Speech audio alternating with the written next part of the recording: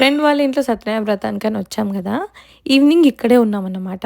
కార్తీక్‌కి పెళ్ళికి ముందు అసలు హెయిర్‌కి ఆయిలే పెట్టుకోకపోతుండే. హెయిర్‌కి ఆయిల్ పెట్టుకోవడం, మసాజ్ చేయడం నేను నేర్పించిన. కానీ నేను పెట్టే ప్రెషర్ ఆయనకు అస్సలు సరిపోదన్నమాట. సో, ఇక్కడ ఫ్రెండ్స్ ఒకళ్ళ తర్వాత ఒకళ్ళు గంటల సేపు హెయిర్ మసాజ్ చేయించుకున్నారు. ఆ ఈవినింగ్ మొత్తం ఒక స్పా డే లాగానే అయిపోయింది. అందరూ హెయిర్‌కి మసాజ్ పెట్టించుకొని అట్లా రిలాక్స్ అయ్యిర్రు. అండ్ పిల్లలకి గూడా మండే టు ఫ్రైడే స్కూల్స్ ఎళ్తారు. కశ్వతి ఇప్పుడు ఇంట్లోనే ఉంటుంది కదా!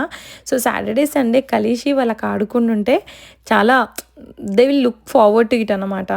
మిగతా ఫ్రెండ్స్ అందరూ ఒక కమ్యూనిటీ, మేమే వేరే దగ్గర ఉంటాం.